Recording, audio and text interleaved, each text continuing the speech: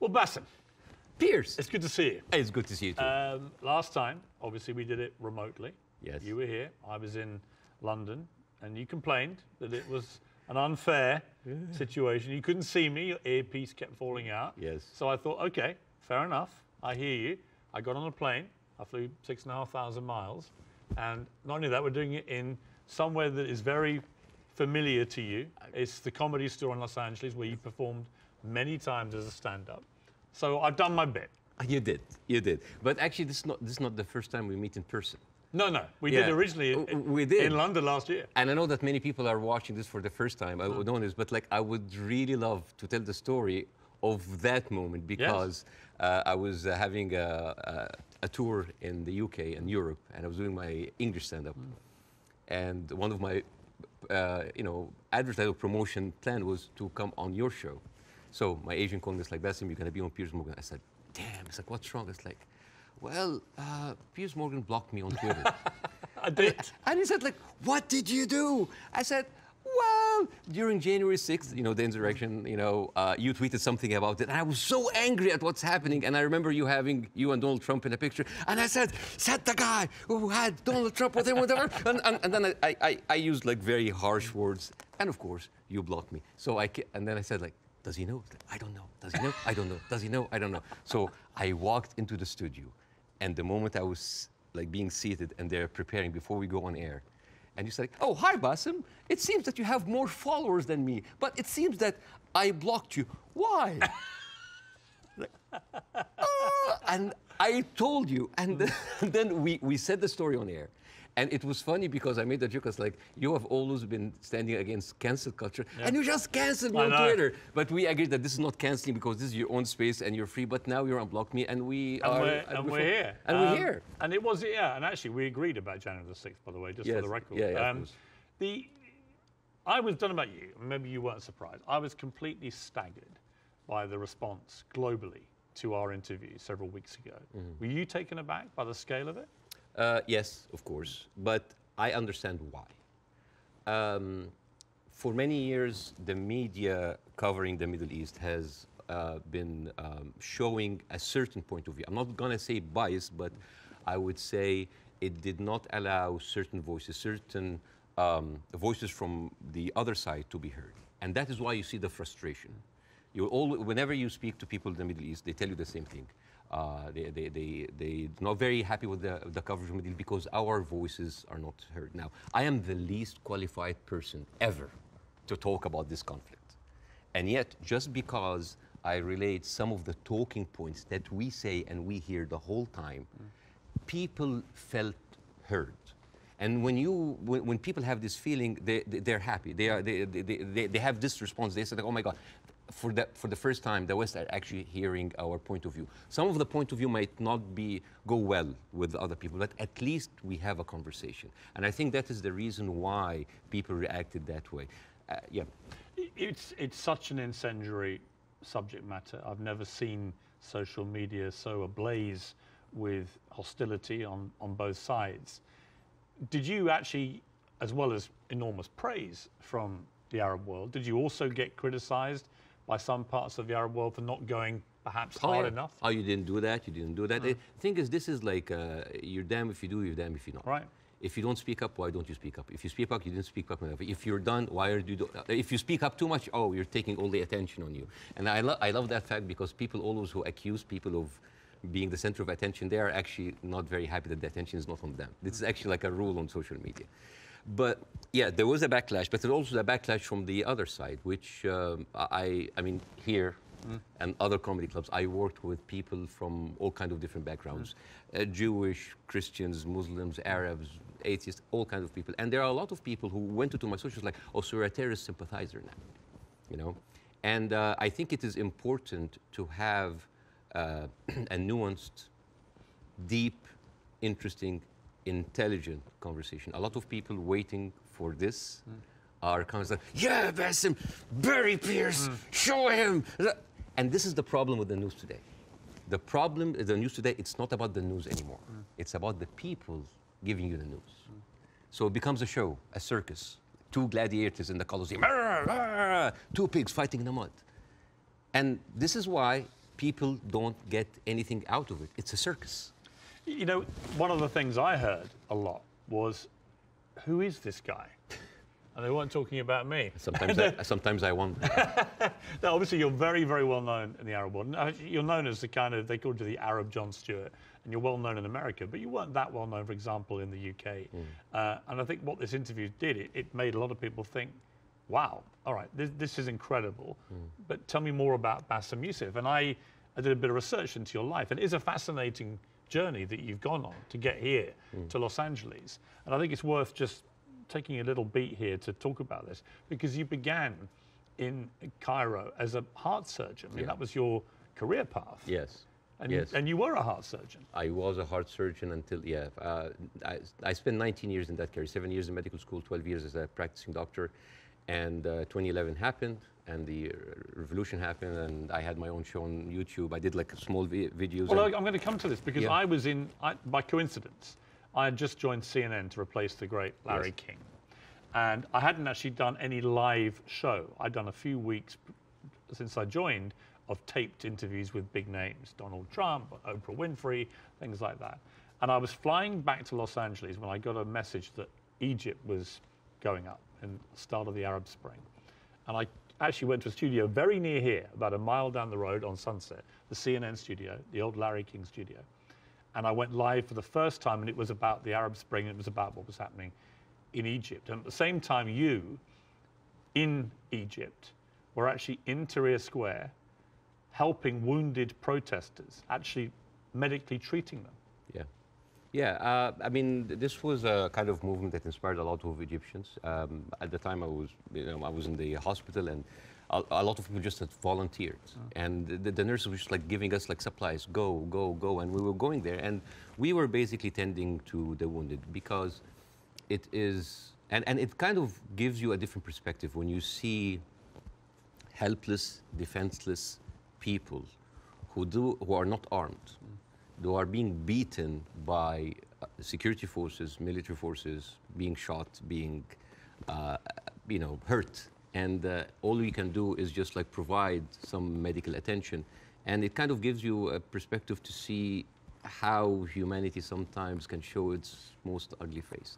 And the suppression of free speech, freedom of expression. Yeah. The ability of people to say what they honestly feel about a situation. Yes. And the suppression of people's basic rights to freedom. Absolutely, yeah. And that kind of like taught me a lot, and inspired me to do the show. But well, you start. I mean, it's a crazy story, this, and I want to tell it, because you just decide to do 5-minute stuff on YouTube. Yeah. And you are expecting a few people to watch it. And then literally it just flies, and suddenly you're getting millions of people watching this. And very quickly, one of the big networks comes in, and then you're suddenly doing this stuff for 30 to 40 million people. Yeah. Like a third of the entire population of Egypt is tuning in to watch it. You're the biggest star of Egyptian television. Oh, please. But you were. Don't stop. Somebody, I mean, what an extraordinary thing, though, for a heart surgeon to go from helping protesters medically in Tahrir Square at the start of the Arab Spring to within a year, you're the biggest star on Egyptian television. It's a crazy thing. It doesn't sound as glamorous as this. It felt horrible. Did it? Why? Oh yeah, overnight fame, this size, it's toxic, terrible, terrible. It corrupts. It goes into your soul, and it's not good. It's not. I actually didn't enjoy it. And the worst part about it is that like you're trying to do comedy in very controversial climate about very controversial issues. So you'll never satisfy people. And the problem is that people have these expectations. Oh, if you are successful in this, you must be successful at solving this. And when things are not solved, because politics, as you know, very difficult to solve, that expectation, this love turns into hate. And this is one of many reasons that I had to leave, and I came here eventually. Well, let's just take people through what happened, because they probably don't know, a lot of people. So during the presidency of Mohamed Morsi, who was a democratically elected Islamist, you had relative freedom to start, but then the more you went after government propaganda, the more you stood up for the people against the government, then the trouble started. Morsi wanted to shut you up. You eventually get dragged through the courts. I was arrested. I was arrested for one day. It was a warrant for my arrest, and then I turned myself in, and I was interrogated, and it was the funniest interrogation ever. And in my stand-up shows, I talk about that scene. Because the guards were reading the stuff out and laughing, right? Well, the guards were taking selfies with me, which is funny. Right. the exchange between me and the prosecutor, general prosecutor, was extremely funny. I mean, I don't like to victimize myself. I don't like, oh, look at that. I actually like to find humor. But why were you arrested? What was the criteria? Oh, yeah. I think the list was insulting Islam, insulting the president, spreading false rumors, and disrupting the fabric of society. And it was, I think the people in the room didn't know what to do with me because they ended up discussing my jokes. So it turned into a writer's room. And I was kind of like, how do you think we make this funnier? And it was the funniest exchange ever. And after 6 hours, I was let go. And was it scary though at the same time that suddenly the machinery was getting a grip of you? Because it was to get a lot scarier. But was it in that moment when you first got arrested, you thought, I'm being arrested for breaching my freedom of speech, right? For some reason, I just like went with the flow. I went to the interrogation wearing the big hat. I went to the show.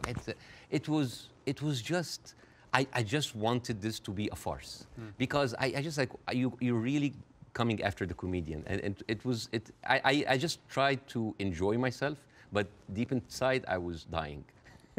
Well, it gets serious enough where you may have died because actually Morsi gets, of course, deposed.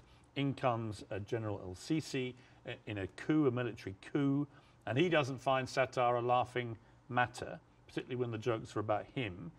You get blocked. They literally block your show from airing. I aired one episode, and it's interesting. This is a very interesting story because the first episode that was aired after the removal in the Muslim Brotherhood, everybody was waiting to see what I would say. Because by that time, all of the Islamic channels that were, I mean, like me and Islamic channel, like it's like they had 5 channels and they were like me and them going like that. They had like 5 channels that have only 1 hour a week. And then they were removed. And then a lot of the other dissident voices were also being shut down. Now, people are waiting. What will Bassem say? And on the day that the show aired, the next day I went out and everybody's like, good, at least somebody is speaking. It was a very controversial episode. Nobody liked it. And yet everybody liked it because people said like, you're supporting the coup. No, you're the Muslim Brotherhood.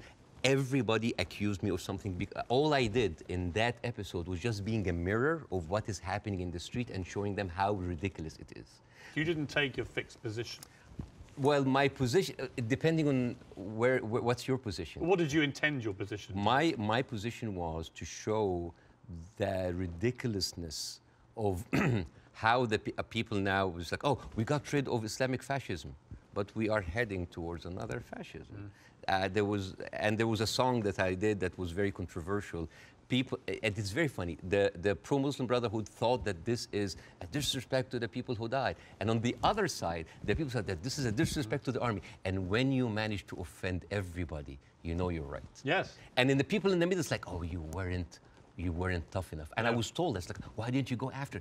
The ceiling of freedom just went down, and I was just like, it is very difficult to go against an authority that was very popular at the time. And especially a military authority with a lot of experience of weaponizing these situations. Yeah. You had death threats. People would always choose, most of the time, they will always choose the military form rather than the religious form because they kind of like, at least they are not infringing on my personal freedom. Not yet. But you had threats on your life, didn't you? Oh, all the time. I don't talk about that because like I have been having death threats, like, never stopped since 2011. Never stopped. Have they continued since our last interview? Oh, yeah. They never stopped. People threatening to kill you? All the time. Why? For what reason? Oh, for just saying something that they don't like. Oh, because you are against Egypt, you're against Islam, you're against our president, you're against God. It never stops. It never stops. It doesn't bother you? I mean, if you die, you die. You know? If you die, you die. I mean, since when, whatever, like, no bodyguards deflected a bullet, you know, maybe the guy who was with Ronald Reagan. But Yeah. I think it's like whatever happened. Even like at a certain point, I actually had like private security. And then I told them I can't. I cannot live like that. If that's my destiny, if I die, I'll just die. You end up with your lawyer saying you got to get out of here. You got to get out of Egypt. It's getting too dangerous. Yeah. Something bad's going to happen. You're going to get arrested again and probably thrown in jail, or you're going to try and kill you. And you flee to Dubai, and then you end up here in America. Yes. Was that always the plan, to eventually come to America, or was it expediency because of what happened? Well, it's funny that you said that because I visited the United States after the first year of my show.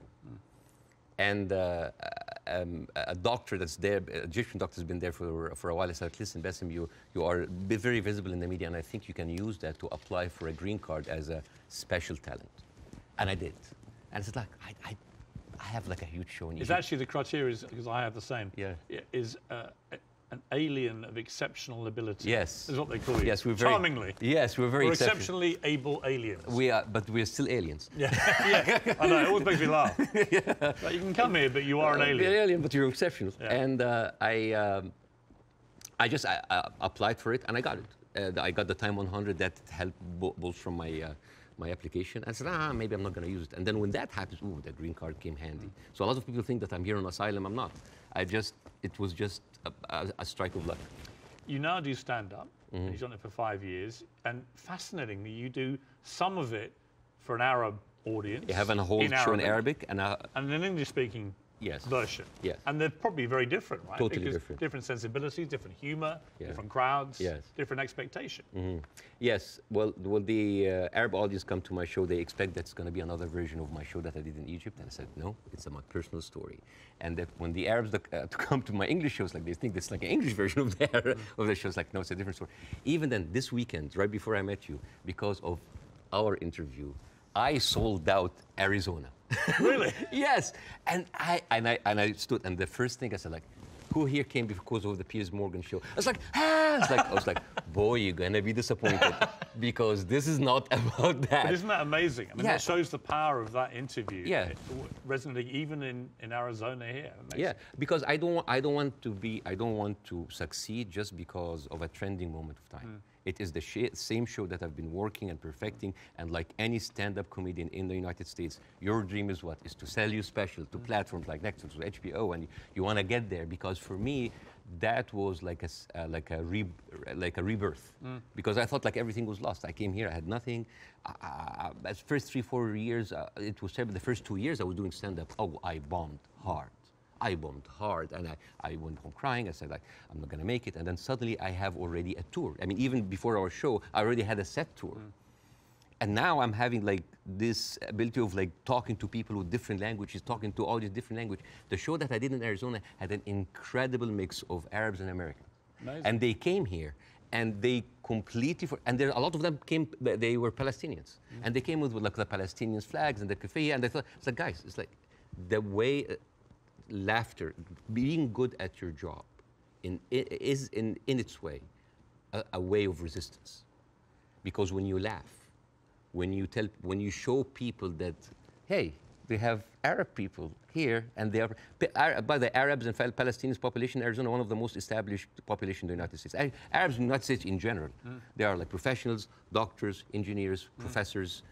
Even the Uber drivers, they are probably were like an engineer or someone very established there, but he had to have like a step down in order to come here and survive. So, I mean, we hardly come find like illegal aliens here or people like came in that were not qualified. So, and this is the problem this is why the reason people were very happy of our interview, because because part of the hate on both sides is that we see the news from a different perspective. And people here see the news from another perspective. And everybody's like, why are those people reacting like this? Because they don't see what the other person sees. And I hope in that interview that we can bridge that gap. Yes. Before we, can I yes. show? Okay, so this is a gift from me and my wife. This is olive oil from the West Bank. Ah. Whenever I go to Jordan a lot, but my wife also like, ask for the oil from the West Bank. It's very good. It is the best oil ever. And the thing is, the olive trees, they survive up to 600 years. And they are passed from one generation to the other. And it is like a family heritage. And the way that you do it, so this is za'atar. Za'atar is basically thyme, and you add to it sesame and a bunch of herbs. And the way that you eat that, you take like a piece of bread. We don't have to do it now, maybe at the end of the interview. Yeah, we'll do it, yeah. And you soak it a little bit in the oil, and then you take the za'atar. And I'll demonstrate here. And then here. I love it. Well, I love Arabic food. So at the end of the interview, you're leaving with this oil. So I will take that. It shows that. Well, thank you. And it's very kind of your wife. Thank you. Thank you very much for me. Well, I'm the one who bought it, but it's okay.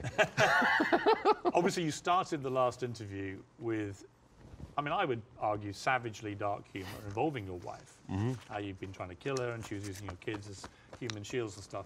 And I'll be honest with you. And I'm still trying to. But you know what? When I failed, you know what I did? I went out to the house and I just like randomly slapped other neighbors. So, it's interesting. By mistake. Now this time I'm ready for you, okay? This time I'm ready for the humour. Oh, you're ready, okay. No, but it's interesting because last time I was very taken aback. And I remember thinking, as you were doing this right off the top, I remember feeling very uncomfortable, unusually uncomfortable, and thinking I didn't know how to react to that. I didn't know whether I was supposed to laugh or be silent, and I sort of ended up sort of slightly grimacing, half laugh and listening. And then I realized it was very powerful what you were doing. It was satirical, but it was savagely satirical and extremely effective. And that's why I think the interview did so well. But I'm not going to pretend that I found it easy to listen to it or to react to it, because I didn't. You know why? Because all I did was just take the talking points that's been in the media, not just for after October 7th, all through the conflict. It's always like, we need to kill it. All right. You need to kill 5? No, kill 10. You need to kill some? No, kill all. This is what satire does. It take reality, flip it on its head, exaggerate it, and then you can see how sometimes very uncomfortable and even sometimes stupid that sounds. Because I was just reacting to whatever the media is telling me. It's like, oh yeah, okay, let's do it. There's no pushback. So suddenly, the person who's proposing the most extreme measures is like, oh, we'll take it, oh, no, that's too much. So that was like a very simple technique. I just took the talking point and just exaggerated it. It was devastatingly effective, I thought. Yeah. First, before we go any further, how is your wife's family? Because she is half Palestinian. Yeah. Are they okay? They're good. They're good. They are safe for now. Yeah. As like that last week, there was no internet, as you have. Yes. You know, I saw you tweet at the IDF. It's like, how can they know? You know how many views that tweet's had? Nearly 40 million. Yeah. Me just saying, how are they going to see this message if you've cut the internet off? Yeah. I'm wondering if the IDF's like, why aren't the Palestinians liking my tweet? Because they don't see it. Right. No, but I thought that was a perfectly correct assessment of it. Yeah. But the reaction to that tweet I did was enormous, as everything is in this thing. And I had a lot of people say, finally, Piers, you get it, right? Finally, you get it. And I wanted to say, listen, I'm trying to reach a place where I get this, but it's an incredibly complicated issue for someone who is not Arabic or Jewish to poke their head into. And I've had to cover it as a journalist for a long, long time. I think I said to you before that I was editor of a Daily Mirror in England when we opposed the Iraq War, for example. So, you know, I have taken stands on this thing. On this one, I find, and I'm going to be completely straight with you, I discussed this with Jordan Peterson this week, and he did a pretty incendiary tweet in which he said, give them hell, Netanyahu, enough is enough. And he was actually very self-reflective about that in the interview we did this week, where he later issued a 20-minute video, because he said sometimes a one-line tweet can be unnecessarily inflammatory to people. Much better to take time to explain it. Here's where I've got to with this conflict now. I viewed what happened on October the 7th as an absolutely appalling atrocity, a terror attack of unimaginable horror. And I absolutely think that Israel has a right to defend itself from the people who committed it, Hamas. And I've questioned for the last 3-4 weeks, what is a proportionate response? And I have said repeatedly, I don't know the answer. I want people who have a view to have a view about that. And I'll ask you again, about where you think we are with this. I also acknowledge that Hamas live amongst civilian population in Gaza, and therefore if you do what the Israelis are currently doing, which is a ground offensive into Gaza, a lot of civilians are going to get killed.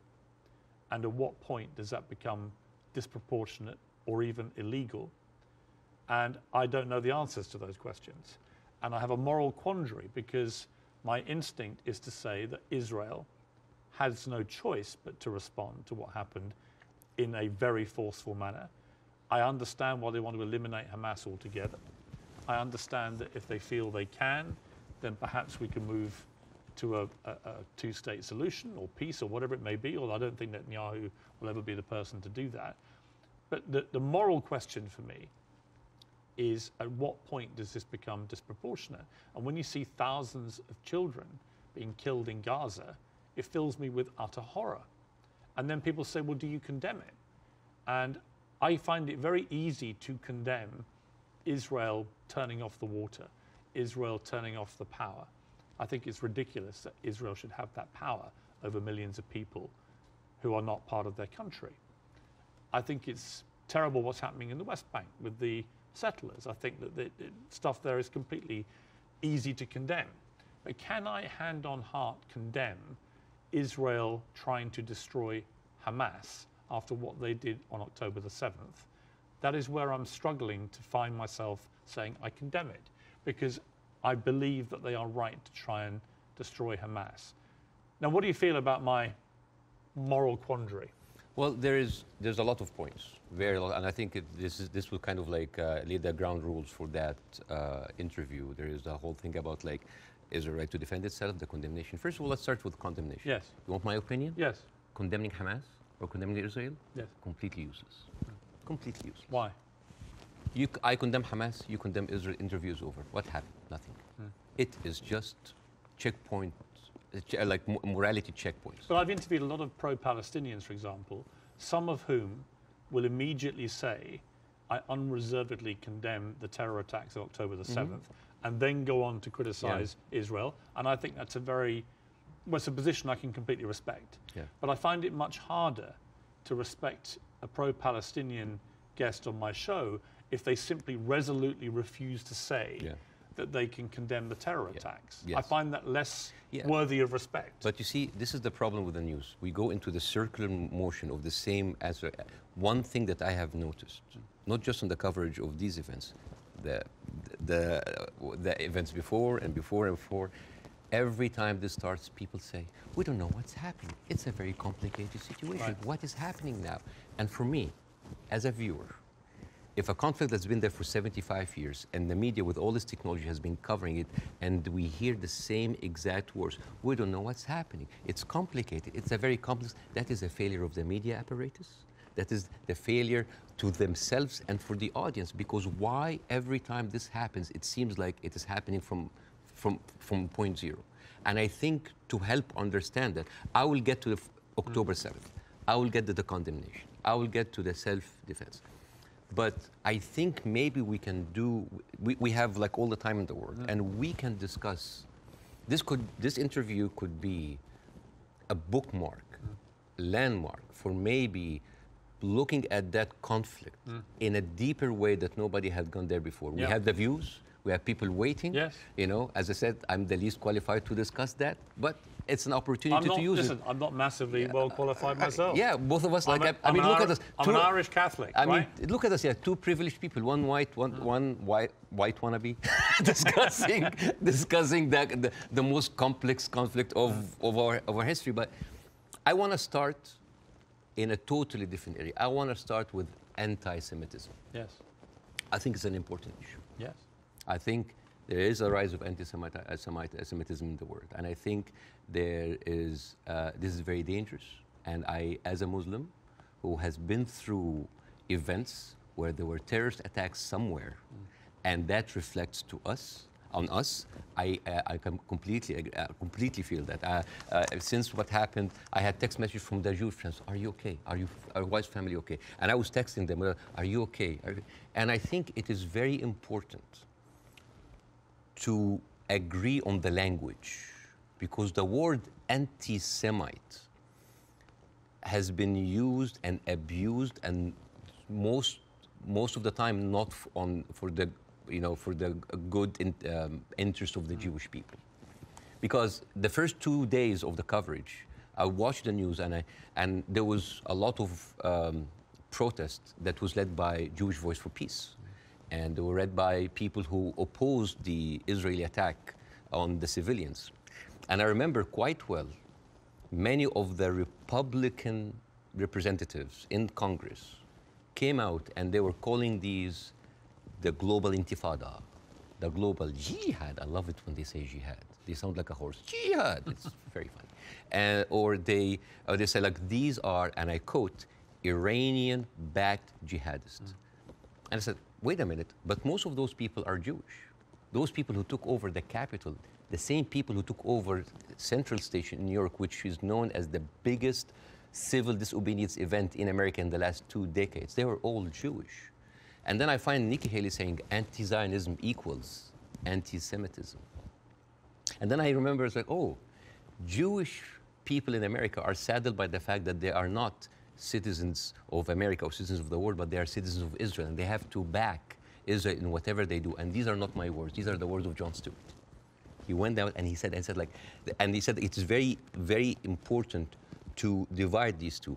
And what is very, very interesting. Would you compare that on that specific point to the way that people try and say all Palestinians are responsible and accountable for what Hamas do? Yes, yeah. In other words, I think you can be very critical of Israeli government and their policies and Benjamin Netanyahu and the politicians, but that doesn't mean that you have to take that criticism to innocent Israelis who may have exactly the same criticism themselves. And this is why it is very important to have these kind of discussions, because the saddest thing that I saw is the people that were in so much support of Israel are anti-Semite themselves. MTG, Marjorie Taylor Greene, you know, she said like, oh, I send my aides, and they took pictures of the protesters. Basically, she's surveilling protesters. And Marjorie Taylor Greene is very known for a very famous post in 2018 where she blamed the California fires on a Jewish space laser gun. Do you remember that? Do you remember that? I was just like, oh, they were burned because Jewish investors, Rothschild and Feinstein, anything that ends with Stein, because that's, of course, sounds Jewish, they put a satellite and shooting laser beams to... It's possible. And not just her. You have Steve Skoulas, thank you so much. He is now the Speaker of the House, and he has been invited before for an organization that was funded by David Duke, the founder of the KKK. You have Kevin McCarthy, who is the former minority speaker, leader of the Republican Party in the House, and he accused Jewish billionaires of rigging the midterm. So how come those people are accusing us of anti-Semites? So here's the thing. So let's go to the equation that Nikki Haley put on Twitter. Anti-Zionism equals anti-Semitism. No, it is true. People who hate Jews, they're also anti-Zionists. It is true. And you could be someone who hates Zionists, who don't like Zionism, and you are Semite. You could even be Jewish. And guess what? You could be a Zionist, like those people, supporting Israel, and at the same time you hate the Jews, because the chant, Jews will not replace us, these echoed in Charlottesville. It did not echo in Gaza. I mean, in Gaza they say worse stuff in between the bombing on their downtime. And these are the same people who are seen with Nick Fuentes, with Stephen Bannon. And you know what's most interesting? Trump had him for dinner at Mar-a-Lago. And all of those people are buddies with Benjamin Netanyahu. So how does this work? How does this work? And you know the people who speak against this, like Jon Stewart, like Bernie Sanders, like Naomi Klein, what do they call these people? What do they call them? Self-hating Jews. And you know what else now they call them? They call them capos. Capos. You know what's capos? Capos, basically these were the Jewish inmate in Auschwitz that were forced by the Nazis to stand as guards on their own inmates. You see how degrading this is. And this is the way to shut down conversation. Anti-Semite, Islamophobe, you hate America, you hate the military, you hate Egypt, war on Christmas. This is how you shut an environment that does not allow disagreement is not an environment made for Let me growth. ask- It's an environment made for control. Let me ask you this. Say, take the student protests in Yes, America, at universities. I have no problem instinctively with students protesting. It's actually part of the DNA of being a student, right? But I do have a problem with two things. One, the protests that happened almost immediately after October the 7th, within hours, which were clearly, deeply, deliberately inflammatory and hurtful to Jewish people. Secondly, I have a real problem with the students who were beaming direct pro-Hamas slogans onto buildings on campuses in America. You know, I'm all for free speech, and I really am. The whole show is predicated on that. But not to the point where you see Jewish students barricaded into libraries because a mob is descending on them. There is a distinction to me between people who are obviously overtly, I mean, there was a professor at Cornell University who was literally seen in public shouting how exhilarated he felt by the attacks of October the 7th. He still hasn't been fired, that guy. I think that crosses a line. Do you? Yeah, I do not like this way. I mean, I can understand why, but I don't condone it. I would never, because you have to understand these people, again, I'm not supporting them. I just want to make sure about two things. The reason that I started with anti-Semitism, because I wanted to make sure to clear any confusion that when I speak about Israel, I'm speaking about Israel. Yes. When I speak about Jewish people, I'm speaking about Jewish people. Yes. When I speak about my Zionists, I'm speaking about Zionists. It was very, because no, I think it was very powerful that you did that. Yeah, I have to be careful. That's the first thing you did, because I think it's really important. Yeah, but at the same time, when I tell you why does that happen, it doesn't mean that I condone it. There's a difference between explanation and justification. Those people who are exhilarated, the way that they, this is the same reason why people were so happy about the interview. What do they see? They see Israel as a criminal state who is killing their people, and in the same time, they are supported by the international community in America. They have no guns, they have no superpower backing them. All they have is just feeling of happiness, like, yes, our enemies that we cannot touch them has been hurt. All they can think about, that these are their enemies that have been hurt, right? I'm not condoning this, but again, like when people were celebrating terrorist attacks, you know, against Western targets. Of course, I don't condone that. But why? Because those people has been, from a very young age, what have they seen? They're not being heard by the media. The plight and the suffering of their brothers in Israel, in Palestine, in the Arab world, are not being heard. People in Iraq, you know, like when America and Britain invaded Iraq, right? What the Arabs saw? It's like two superpowers are coming in on just regular people. So whenever there was like a bomb or like an attack on American troops, people would celebrate. Yeah, they're our enemies. Emotions are very inflammatory, and it is not right. But those people had nothing else. All they say is just like shout. All they say is like to rejoice. It is not right. Again, I'm explaining why is this happening, because it's like, yeah, if I cannot get you, I'm just gonna scratch your eyes. I'm gonna scratch your eyes because you've been beating me all the time, and you have the whole international community backing you up, and all I can do is scream. Is it right? No. But it is understandable. Again, it's not the right thing. But no, it's not like understandable. It's like, oh, no. But again, it is an explanation. Now, hate. And again, this is another way why this has been magnified in the media so much. What does the Western audience see? They see people rejoicing for the death of innocent civilians in Israel. This is what have the Arabs seen for years on the Arab world. For example, if you look up Sidrot cinema, this is in 2014 when Israel was bombing Gaza as usual, and the Israelis in the Sidrot, the kibbutz or the settlement, they went on a hill and they had popcorn and they had drinks and they were like watching the show and they were cheering with every rocket coming down. This is what we see. Western people didn't see that. Well, somebody found a tweet actually of mine from 2014 in which I said, at what point does what Israel is currently doing to the Palestinian people become terrorism? And because I've always said, you know, I've spoken about this a lot over the years, and I've always tried to be extremely fair-minded, albeit nobody really wants you to be fair-minded. They want you to take a side. But that was clear that my thinking back then was that they were absolutely overstepping the mark. Absolutely. But again, to the point of rejoicing. No, I know what you mean. Yeah, but like if you, for example, Google the wedding of hate. This is like a Jewish wedding in Israel where they were celebrating the arsons and the burning of Palestinians. But to be clear, I've seen lots of videos. No, but like, I'm not talking to you, Piers. No, I know. I'm talking to the Western audience because I want to see, like, I want to say, like, this is what they see. I mean, for example, there is a very famous video for Samer Abu Za'anin, who is like a young kid that he was shot point blank by an Israeli soldier, and he was not allowed to have any medical attention. And as his dead body was being put into the ambulance, the Jewish settlers were cheering. So for an Arab audience, this is what we see every day.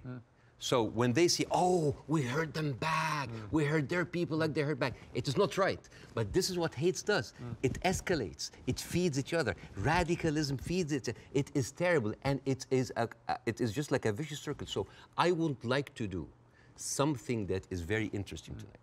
I want, when I invited Jon Stewart to my show, as much of like a reception that if you see on the YouTube, people just like, we had to cut the 5-minute standing ovation for broadcast. People were on their feet for 5 minutes. They could not believe it.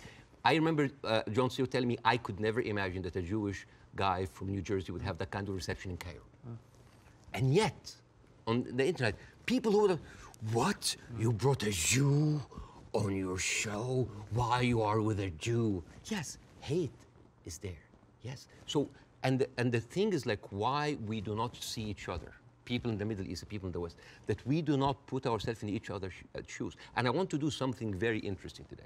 I want to give, I like telling stories. And I'm going to tell you a very nice story. Tell away. This is the story, surprise, surprise, of the suffering and the plight of the Jewish people. And I want to say that because it is very interesting when you see the trauma and the suffering that the people on the other side went through, you might understand why they're coming through. So this is, see this? This is a map of all of the history of the expulsion of the Jews in Europe. They've been like, I have never seen a minority being kicked around this much, right? And of course, this comes back to the, you know, the whole idea about the original sin, that you have betrayed Jesus Christ. The blood of Jesus is on your hands. And then comes the 11th century. At that time, Jewish people were not allowed to own land. They were just peasants. Even some of the professions they were not even allowed to participate in. But they were allowed to do one thing, usury, money lending, because it was prohibited by the Catholic Church to engage into that. So what happens when you work in money? You get richer, right? And those Jews lived in ghettos. Now, ghettos was not just like isolated neighborhoods in cities. Sometimes ghettos were outside the city. This is like how isolated they were. And in those ghettos, they have to pay gold to the mayor or the governor or the prince or the noble. So they would see, you're getting richer. I need more taxes. So they pay tax. What happens when you have a business and they increase your rent? You increase your service, increase the taxes. So what happened? The Christians started to default. And suddenly, the image of the greedy Jew was created. Shylock, merchant of Venice. If it will feed nothing else, it will feed my revenge. You know, like never did I see a creature like, you know, I can't remember that. Never did I saw like a creature that looked like a man so keen and greedy. Confound of a man. You know, English. I messed it up. Anyways, but this was the image, greedy Jew, the greedy Jew.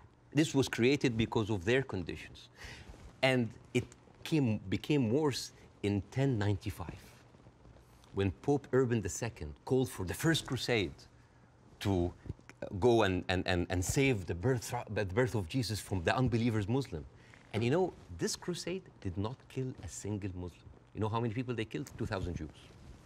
Because it's like, wait, the non-believers are all over there. Why? So they went to it's called the Crusades of the Rhineland. So they went to the Jewish community because, hey, we own the money, so let's kill them better than paying them. And then came the plague.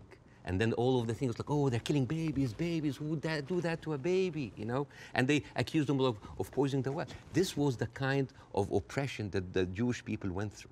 Fast forward 19th century, there was like the Eastern Jew in Ukraine and Russia, and there was the Western Jews in Europe. those people in the East, the Eastern Jews, had to immigrate because there were pogroms and they were like, kicked out. And at a certain point, the people in the West, especially in England, it's like, there are too many Jews. We need a solution. A solution for what? For the Jewish problem. So it's like we need to get rid of them. And you know what? Palestine was not even on in the A list. Palestine was in the B list. Because England proposed 6,000 square miles in Uganda for the Jews, 1903. And the reason why Palestine was not on the list, that it was objected by a lot of rabbis that said, like, it's a promised land, but only when the Messiah comes. But there were other options: Argentina, South Africa, Uganda, Madagascar. And eventually they said, all right, let's do Palestine. So they went to Palestine in 1914. There was 700,000 people living in Palestine, 3% were Jewish. 1917, Balfour Declaration. Arthur Balfour, he called the Jewish people in England that they are alien and hostile race. And the thing is, the only Jewish member of the parliament, of the English parliament, Lord Montague, he objects, like, these are British citizens, we should not kick them out. So they pushed them, but it was not going fast enough. Came the Nazis. And then it was not about the solution anymore. It was the end losing, the final solution by Hitler, because he needed an answer for the Jewish question, die Judefrage. And then, as you see, the Holocaust happened, the most orchestrated, industrialized, horrible genocide in our modern time. 6 million Jews died. So it accelerated, and they went. First of all, they left Eastern Europe, and they went to West Europe, and they went to America, and they were turned down, and they were pushed towards Palestine. So by 1948, right before the declaration of the State of Israel, there were 2 million people living there. Only 30% of them was Jews. So the whole idea of like a land without a people to a people without a land was a marketing thing. They were already Palestinians. So suddenly, from our perspective, the Jewish problem is not a Jewish problem, is not a Middle Eastern problem, is not an Arab problem, it is a European problem. It was pushed on us together with the guilt, because now we are the anti-Semite. Now we are the Jewish hater. And not just that, they took land. So people look at this like, why are we even, we had a lot of refugees coming in. And during that, there was a lot of, as you know, Zionist militia, the Aragon, the Haganah, all of these people were killing Palestinians. The famous massacre of Deir Yassin. You're talking about the atrocities of October 7th, it's horrible. But in the Arab mind, there is Deir Yassin, where there is an incredible movie called Tantoura, Tantoura, where the Israeli members of those militias, they talk about the atrocities that they did, including opening up the pregnant women's bellies and having bets if the boy inside is a boy or a girl. It is one of the most horrific, and they talk about it, some talk about with regret, and some talk about with pleasure. We did that, right? So you have even King David. I think your Prime Minister, Mr. Sunak, was there. And if I was British, I would question this. Because as you know, King David was bombed by the Aragon militias. 91 British soldiers died. I don't know, if I was British, how come my Prime Minister would have the nerve to stay in that hotel? I mean, you know, the ghost of the 91 British soldiers, that must be haunting for them, you see? So when you see all of that, and you see that suddenly, overnight, 1948, there were 1.5 million Palestinians, half of them, 3/4 of them were overnight pushed into refugees. Yeah. And this is why it's called the Nakba, the catastrophe. So now we have all of this building up into the minds. And suddenly this was like a conflict, a hate, a problem that we didn't have to do anything with. This was basically pushed on us by the Europeans. You see? So this is why it is important to say that. And I'm not saying that just like, oh, let's wipe out the State of Israel, let's like push them in the sea. No, but it's important when you talk about the conflict, that you talk about the root causes, right? No, there was like a vibrant Palestinian culture happening over there. And right now they are erasing this culture. Suddenly I'm thinking of like Israeli feta cheese, Israeli hummus. Oh, that's an insult. Israeli hummus. Come on. I mean, take the land, but leave the hummus, man. I mean, come on. I mean, that's not fair. You are someone who's always spoken against culture, cancel culture. Right now, a whole culture is cancelled. Let me ask you this. Jonathan Friedland is a top Jewish journalist for the Guardian newspaper. He wrote a very interesting column last week in which he said, at the root of all this, you could argue you have two sets of people with just cause, and they believe passionately in their just cause. and he was sort of advising people not to take sides unless you really understand the history. Would you agree with that? Would you agree that both sides have legitimate just cause? Not with the methodology that's taken place, and you've given an extremely detailed analysis of the build-up to what happened in 48. To me, it's pretty clear 700, 800,000 Palestinians were displaced from their overnight homes, and it should never have happened. And that has been absolutely, I think, the root cause for so much resentment. But can you, at the heart of this debate, agree with Jonathan that you could argue there's just cause on both sides? There is a cause on both sides, but I'm walking on a tightrope here because I'm not a Palestinian. Yeah. But from the Palestinian point of view, there's a lot of people. I mean, there are 2.2 million people living in Gaza. There are 3.5 million people living in the West Bank. There is 350,000 people living in East Jerusalem, and there is like 6 or 7 million people living outside. Those people, the Palestinians that were pushed out, they do not have the right to go back. Right now, if you meet Palestinians, you'll see them wearing a necklace with a key. That key is their house that they were kicked out from in Jaffa and Haifa. You know, like my wife's family comes from Ramla, which is 50 miles from Gaza. And according to the law, those people have absolutely no right to go back. Even if you are a Palestinian with an American passport, they give you hell in order to go in. And yet, a Jewish person born anywhere in the world, born in Poland, born in Ukraine, no question asked, he can jump on a plane, land in Israel, and get the Israeli citizen and take a house that most probably belonged to a Palestinian. So it is not just like, it is an ongoing injustice that has been happening. Now, I mean... Where would you criticize, if you're being fair-minded, where would you criticize from 48 onwards the behavior of the Arab side? Well, put yourself in the Arab side. At 1948, you constituted 70% of the population. Suddenly, the UN is giving you 48% of the land, right? Not just that, I mean, the Arab regimes, because they did terribly, and see, this is the thing, like, Arab nationalism at the height of these people feed on each other. You know, because it's very, very important to have a problem. Oh, it's Israel. And then and for Israel, oh, it's the Palestinian. It's a very good distraction. I mean, sometimes I feel that like the Palestinian cause is very useful for both sides to stay there as attention because it's always a way to reflect. But, and this is a very important question because in the mind of the Western audience, they always thought of the Palestinian resistance or the Palestinian side as like Islamic, as militant. No. As a matter of fact, some of the early suicide bombers were female Christian Palestinians because they, like the IRA, you know, they were fighting for a land. The whole idea of Islamization of the whole cause came very later. As a matter of fact, you will find this very interesting because when I saw this, I did not believe it. This, you know, the Fatah movement, which is the PLO, the Fatah. This was their slogan. Can you see? You see there's a crescent, a cross, and a menorah. And they say unitary, democratic, non-sectarian. So basically in the 1960s, Fatah were basically marijuana-smoking, tree-hugger hippies. And yet that didn't work, right? And the thing is, I always hear that like Arabs were giving so many chances for peace. That is not true. As a matter of fact, all along history, Israel didn't give an inch of land by peace. 1973 war, they gave back Sinai because Egypt like initiated the war. 2006, they went out of south of Lebanon because of the resistance they have. Even the disengagement of Gaza, they didn't do it out of the goodness of their heart because they had too much casualties. And even the Oslo Accords, the peace treaty, the one that Isaac Rabin and got the Nobel Prize for, they did it because of the Intifada.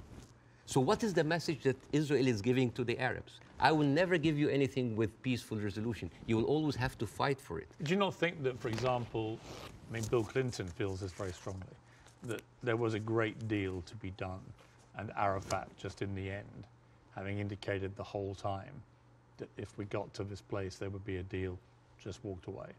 That was the closest that everybody came, and that actually, I mean, could Clinton have done any more than he tried to do then?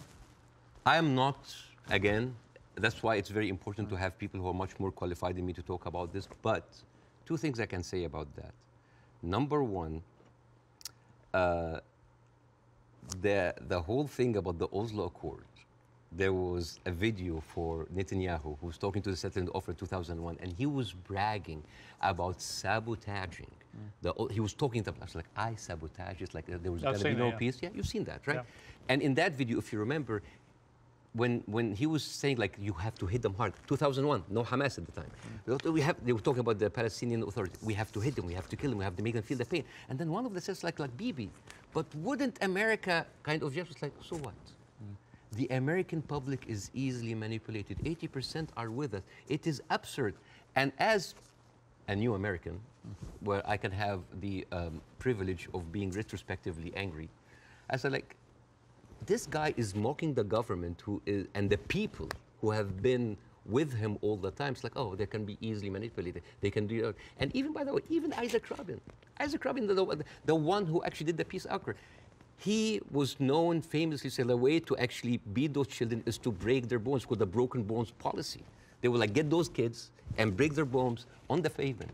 So this has, the whole idea about like Israel wanted peace and Arabs wanted to fight is a very, very bad representation. I actually think as it's gone on, the genuine will on both sides for peace has not existed. No. I think it's been a deceit to the world. No, I'm sorry. And to the relative groups of people on both sides. The official... And actually a betrayal of them. The official stand of the Palestinian Authority, and again, I cannot speak, it is very difficult to do this. The official stand of the Palestinian Authority is that we are just happy with 22% of the land. Just give us like that. Yes, there are people that dissent, but the thing is, you cannot just say, okay, let's talk about peace. And then you take away my land. Let's talk about peace. And there's a kind of like passive aggressiveness happening. Oh, let's talk about it, but I'm going to build settlements. I'm going to suffocate your cities and your villages. See, I think that has been incredibly inflammatory. Yes. Worsening the situation. I think putting back the chance of peace. I mean, Netanyahu, I interviewed Netanyahu earlier this year in the middle of the big social protests in his own country. And I couldn't understand what he thought he was doing, except that it seemed to me political expediency, that he had to get power. You know, again, he had put a bunch of right-wing headbangers into his cabinet who have incredibly bad records, speak in an incredibly incendiary way about Palestinians, for example. And he did this for power. And then he launched, because they were pushing him to do it, a ridiculous assault on the integrity of the Supreme Court, the independence of the Supreme Court. And many Israelis rose up. So Netanyahu has become, to me, a big problem. Right, and the people, all the polling shows that. Israeli people are very unhappy with Netanyahu. I don't think he's ever going to actually want to forge peace. And in fact, I think he was instrumental with Hamas in wanting to keep them in power because he felt that that would create the split with the Palestinians, with two political groups, and that would be good for Israel. And it was leaked in a Likud conference in 2019 that he was bragging about giving Hamas money because this is a way that we can keep Palestinians divided, and yet we'll never have one. So this is a guy who was... But look, we can agree about Netanyahu, I think. No, right? But not just Netanyahu. There's a book... And I would say most of his cabinet. There's a book called The Fear of Peace. It's by Moshe Zimmerman. And he's an Israeli historian, and he said, like, the average Israeli citizen does not have a vision of peace. Because for 70 years, this is a country that has been, the war has been going on for, they have been expanding because of war, the military is taking over. So the whole idea of peace is not even there. It's not just Netanyahu. Like you have, I remember you have interviewed Naftali Bennett. Yes. And I think you tweeted that like that was like a very kind of reasonable take. Yeah? I don't think I said reasonable. No. Yeah, but like Naftali, he went after Queen Rania, and he called up shame on Queen Rania. No, I didn't say reasonable. I just said this. I did a fire emoji. Yeah, yeah. I just said that what he was saying. Yeah. I mean, I was going to ask you about Queen Rania, and let's ask about since you've raised it, because Queen Rania accused the West of a glaring double standard. She said, "This is the first time in modern history there's such human suffering, and the world is not even calling for a ceasefire. So the silence is deafening, and to many in our region, it makes the Western world complicit." Now, other people said, well, okay, if you feel that strongly, why aren't you taking in any Palestinians? Why is Egypt not taking Palestinians? Why does the Arab world want to constantly attack Israel without actually offering any place to go for the Palestinians. And what do you say to that? That is exactly what Israel wants. And that is exactly what might actually starts Third War III. This is the war solution. These are Palestinians, these are their lands. And then suddenly take them. Why? So they've been basically kicked around from their homes. And now another country should take them? You see what will happen? Imagine this. Now, and because Israeli official has been talking openly about this. It's like, why don't they just go in Sinai? Why they go? You know what would happen? Those people are going to be pushed in Sinai. And with any population, 2 million people, they are living in refugee camp. What do you think will happen? Unrest, chaos. And then after a few years, the Western media will come with their cameras like, oh, look at those Arabs. Oh, they're killing each other. Oh, Israel is good that they got rid of them. And then they will go to the West Bank. And suddenly those 3.5 million people push into Jordan. The whole idea, why does Jordan take them? Why does Egypt take them? The same question.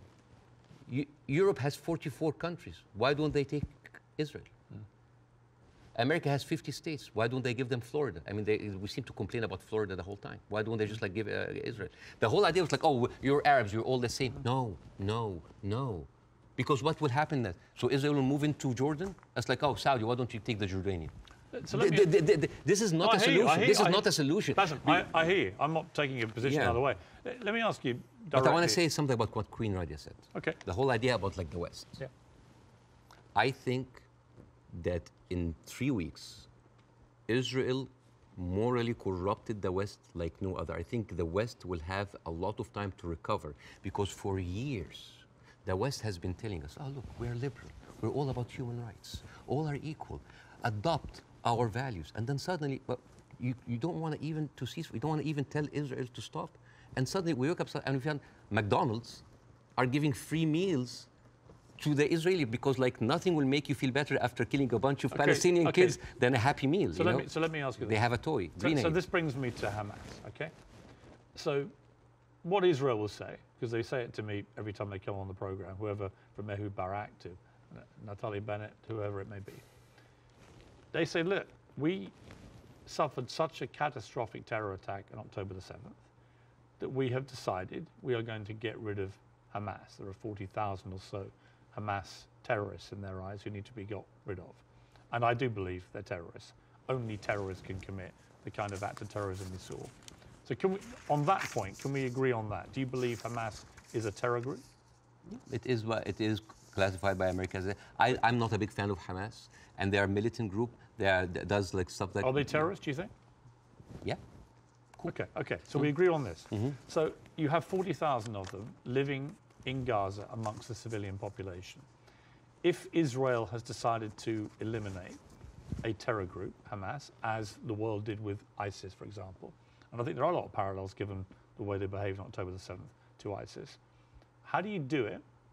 How do you do it if you don't do it the way Israel is currently trying to do it? Exactly not the way that Israel does it, because if you have one of the most advanced military powers in the world, and it takes you 3 weeks, 9,000 Palestinian civilian death, 21,000 injured. As we are talking right now, Israel just bombed Jabalia, which is a known refugee camp. This is not self-defense. You know, like one of the most questions, like, does Israel have the right to defend itself? This is a no-value question. This is a no-value question. Well, I would ask a different point. I would say, not only do they have a right to defend themselves, which every country would after a terror attack, right? But they actually have a duty and responsibility to their population to try and stop that happening again to them. They've been doing... And I do understand, and I agree with that. Yeah, but here's the thing. If it takes you all of that time, all of these civilians, to take out a few hundred guerrilla fighters... We don't know how many of the people... A few thousand. We don't know. It doesn't matter. Yeah, but Bassem, you don't know and I don't know. We don't know, but like... We don't even know if the casualty numbers are correct because they're all coming from Hamas. And we should believe Israel? No, not necessarily, no. No, I don't believe either side. But here's my problem with Israel. But here's my point. I don't think we should assume that we know these statistics are correct. I don't think we should assume we know exactly how many children are being killed. We do know a lot have been killed, so the moral argument remains the same. But we don't know how many Hamas terrorists have been killed in the last 3 weeks? We just don't know, do we? So basically, we're dealing with a very incompetent military force that has been sucking America dry for years, and then they cannot do the job. But how else do they get rid of Hamas? Not like that. How do they do it? I don't know, but not like that, because they've been trying. But you've got to have another. They have. First of all, I'm not a military expert. Second of all, they've been trying the same thing for years. They go in. This is not an eye for an eye anymore. This is an eye, a limb, a life, a house, a neighborhood, a whole population for an eye. They don't see. I mean, your friend Ben Shapiro, that you particularly despise. Oh, I love Ben Shapiro. He's very smart. Oh, yeah, but you've been very critical of him, and that's fair enough. I'm sure he would be of you. But when I asked him about proportion, he said I don't care about a proportionate response. So let's kill civilians as Hamas did this, so we are going to get rid of Hamas. But it's not in his eyes. It wasn't eye for an eye, tooth for a tooth. It was this group of terrorists did this, and we are now going to rid the world of these terrorists. And this is very important to look at things in context. When you see how Israelis talk inside their community, there was a very famous post by Uriel Eritzol. He is the speechwriter of Netanyahu. He said, "What is so horrific about understanding that the whole Palestinian people are our enemies? All of them are enemy combatants. We should kill them, kill their mother, destroy their homes, the homes that they raised those snakes, so no snakes will be raised in this house anymore." And this was reposted by Ali Chaket, which is the minister of, wait for it, justice. It's not about Hamas anymore. It is not about Hamas. They can tell you it's about Hamas, but it's not about. It is basically. They have said it many times, Piers. This is a way to kind of push them into Sinai. This is not about eradicating Hamas. This ship has sailed. I am sorry, but like anybody who still believes that this is about Hamas is stupid, because they. See, I don't agree with that. Really? No, because I think. But why there? I tell you what I don't agree. There are like 100 people. I think killed in Gaza any country that suffered the kind of terror attack that Israel suffered, with the kind of death toll that occurred that day, 1,500 plus people, grandmothers, kids, young women being raped, kidnapped, beheaded, it's been reported, and so on. Well, you can raise an eyebrow. I mean, they found a young woman's skull, right? But what about the babies that were beheaded? Well, there was a report, and you and I had this discussion on air. You falsely quoted me, and I wanted to clarify that with you in person. You thought I'd said that 40 babies had been beheaded. So what did you say? I never said that. What did you say? I said it's been reported that 40 babies were killed, some of whom had been beheaded. That's what I said. Yeah. Totally different. Yeah. There's a very different. Well, it is different. Yes. Do you accept it? English is a second language, so they're different things. Of course, yes. Between saying 40 babies have been beheaded and 40 babies have been reported to have been killed, including some where are those who were beheaded? Babies? Well, apparently journalists are being shown utterly horrific footage. This comes to a very important question about credibility. Again, I'm not condoning what happened on October 7th, but I'm not a journalist. But as a journalist, wouldn't you take anything that an authority would say with a grain of thought? Yes. Especially if this authority have a long history of lying. And I'm just going to give a few examples. 1996, they bombed Kana. It's a refugee camp. They killed 106 people. Despite that they knew it's a refugee camp. They said, oh, maybe it's a one-time off. 2006, they bombed Kana again. 2014, they killed 2 teenagers at a checkpoint. They denied, as usual, but CNN was there. So they said, we have to say it. 2018, they killed a medic, a Palestinian medic, and they fabricated a video showing that it's someone else, that he was a human shield. And then can I just like finish? Yeah, but I do want to respond. And then 2010, they killed Ahmed Oraiqat, denied it, then said it's okay, it's us. 2021, they bombed the media office in Hamas. It's not us, but no, I'm sorry. And then 11th May 2022, Shireen Abu Akleh, a reporter, your colleague, she's Palestinian, American citizen, she was shot in the head. And they provided forensic evidence and even a doctor's video that it was not them, it was Islamic Jihad. How can I expect to believe this regime, especially if the president of Israel comes down with this ridiculous thing? Have you seen that? No. He said, okay. This was reported by Sky News, and it was the funniest thing I've seen so much. This was a Colin Powell moment, but like the cheap edition. Mr. Herzog said, like Isaac Herzog, it's like, we have found evidence on one of the terrorists, a manual to create chemical bombs. And then he showed this, and he showed, and this is, so I just want to say, Why would a foot soldier go into enemy with like a manual to chemical bombing? It's like, is that BYOB, bring your own beer, bomb? It's crazy. And what he like have like local ingredients to make, and then this is like, this is a manual of Al-Qaeda, of course, conveniently written Qaeda. And let me read it to you in Arabic because this is funny. So, النشرة الدولية المعنية بالتطوير الذاتي والمعرفي للمجاهدين, which basically say, this is basically like a catalog for self-improvement for mujahideen. I didn't know that they have life coaches. So this, and you know what Sky News said? It's like, we cannot confirm or any of this, but we will show it anyway. So let me respond. So this is like this is a lying government. So let me respond. I do think the Israeli government has lied. All the time. Right? I do think they've lied. I'm not going to dispute that. I do think they've been caught lying. I do think they've said things that turned out not to be true. I also think that 2 weeks ago, a hospital was bombed. Yes. And it was immediately... Who do you think did it? Well, I'm going to tell you what I think. Hamas immediately tell the world it was an Israeli airstrike and that 500 people were killed and that the hospital had been destroyed. And then as the next couple of days go by, the hospital is relatively undamaged. The car park was obliterated. Many fewer people than 500 were killed. How many people died? We don't know, because actually we're reliant on the Palestinian Health Authority, which is Hamas in Gaza, for the figures. So we don't know the number, but a lot fewer people died, it would appear, than the like 500. 100? We don't know. 50? Either way, it's appalling, but it may not have been anywhere near as appalling as was first said by Hamas. But here's the point. Most independent studies of what happened have concluded that it was almost certainly a militant stroke terror group inside Gaza, and they fired a rocket which landed in the hospital car park. In other words, it wasn't an Israeli airstrike. So I have an issue with that, because for 3 days before the attack, the priest and the patriarch of the hospital, because it's called the Baptist hospital, said that they have received multiple warning from Israel that they're going to hit the hospital. And then at the time of the hit of the hospital, one of the top aides of Netanyahu, he tweeted about like, we hit the hospital, and then he deleted it, and then basically like Israel gaslighted the world. But It was not us. But that's why I said most independent. No, that's not true. New York Times actually like just published something to prove that it was shot from Israel. And the thing is, No, okay, they didn't, though. Okay, numbers. They didn't. Numbers. Bassem, that's not true. Okay. The New York Times has not reported that it was Israel. No, they said They haven't. Okay.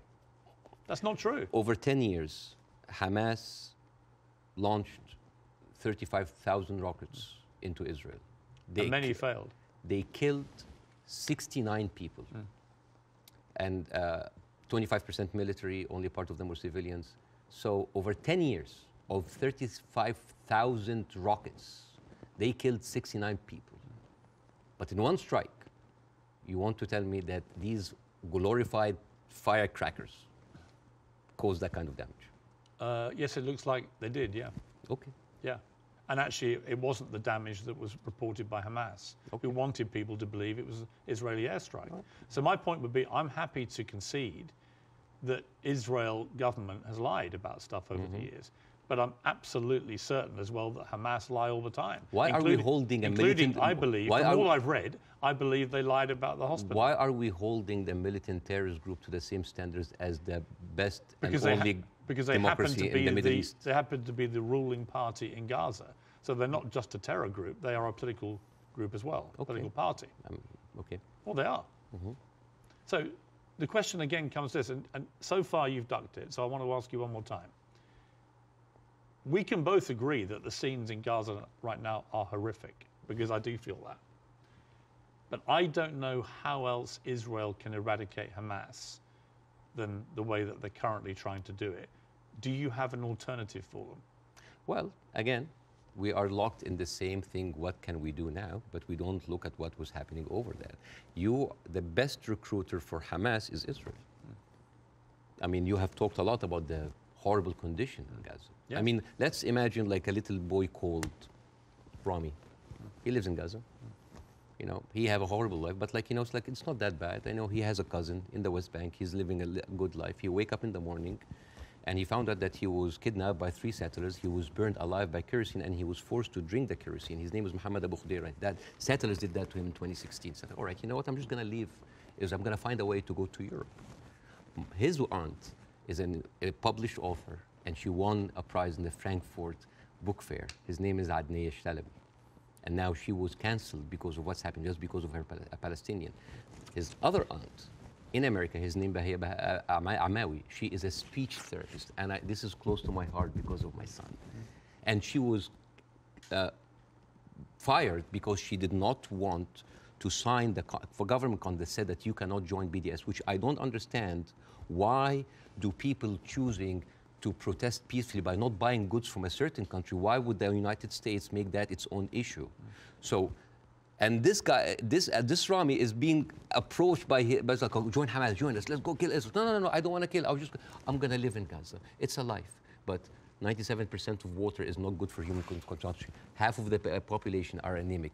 Even the is not being treated, and it goes into the shores of Israel. It's like, oh, those Palestinians. It's horrible. Yeah. So, and then he wakes up in the morning. He doesn't think about killing Jews the first thing in the morning. He thinks about being there at 5 o'clock at the first 50 people in the line for bread, because if he doesn't, he will miss the food for his family. And he goes back, and he finds a message saying that we are going to bomb your house. He comes back, he loses his whole family. Now, tell me, what is a proportionate response for that? I don't know. I don't know. You cannot create terrorism and then you... I don't know. They have created this. I don't know is the answer. But Bassem, let me ask you this. Hamas will have known when they perpetrated what they did on October the 7th, what the scale of response was likely to be. How does that help the Palestinian people? I don't know. That they are supposed to serve? I don't know. The wheels are already set in motion. But it doesn't, does it? I do not, you know, this is the thing. I feel sometimes that Hamas is with us in the room, that we are bringing Hamas. Who has the power in this equation? Who has the fourth largest and strongest military power? The whole idea about Israel, it's like, oh my God, the Arabs are going to destroy us. Look at the map. Hamas, hang on, hang on. Hamas's stated goal is the eradication of Israel and the Jewish people. Yes. They make no pretense about it. They've made no attempt, unlike the Nazis who try to cover up their crimes. Absolutely. They've made no attempt to try and deny what they did. They brazenly boasted about it. Yes. They are proud of what they did. Right? And they will have known, again, the scale of what they did on October the 7th would have prompted this kind of response, which would have led to thousands of innocent Palestinians getting killed. And my question for you... I wish the 7th of October never happened. Right, but every time something happened. You say, well, Hamas is everywhere. Well, yeah, actually all roads, all roads on this particular part of the crisis, and I accept it's been going on for 75 years, this conflict, but all roads in this crisis lead to Hamas and what they did. And not necessarily. Because all roads goes to the condition that created Hamas. If the Jewish people were expelled from Europe and went to Argentina or South Africa and Uganda and went in and took the land, you would have Hamas in all of these places. You and I can agree that the conditions Palestinian people have had to endure in Gaza for a very long time are completely unacceptable. I think it's completely unacceptable that Israel has wielded such control over the people of Gaza, working out who can come in and who can go out, turning on and off water and power on a whim, turning off the internet on and off at a whim, all that kind of stuff I can completely agree with. But given that I think we agree Hamas are a terror group... Okay, let's say... Let me finish my question.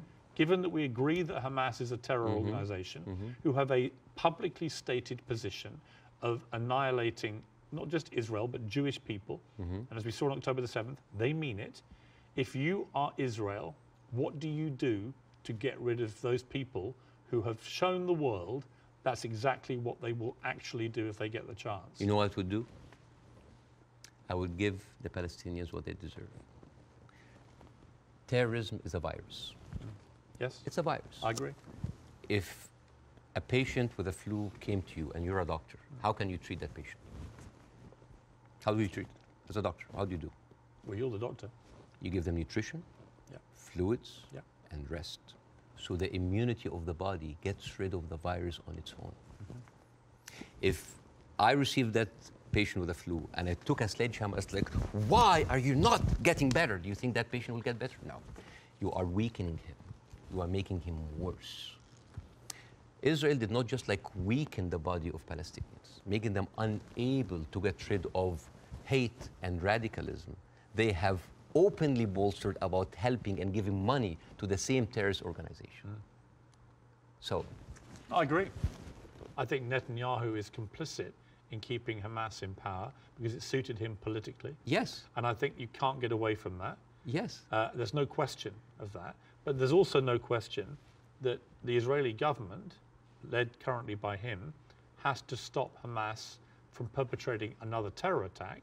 And again, it comes down to this question. What do they do to get rid of Hamas if it's not what they're doing? I don't know. But like, as an Israeli citizen listening to this, how come that my prime minister bragging about giving money to the terrorist group that he is using right now to eradicate a whole group of people, and yet using them as an excuse? Isn't that weird? This is like this is like Tony Blair being like found like giving money to Al-Qaeda or ISIS and then going to fight them. How does this work? How does this work? I agree. How does this work? Yeah, but I agree with you. So yeah, it's a terrorist attack. And Israel is funding them? I mean, this is in the words of Benjamin. This is the thing about Benjamin Netanyahu. He brags about that stuff. So this is a circular question. Yeah, but yes, I agree with you. Hamas is to blame. Who created Hamas? Who's helping them? And who is allowing for an environment for that kind of hate and destruction of Jewish people to aspire? And the thing is, there's something very important to the Western audience here. They think that Israel is a small, tiny country between the hostile Arab countries. The biggest military power in the Arab world is Egypt. They have a peace treaty. Their neighbors, Jordan, they have a peace treaty.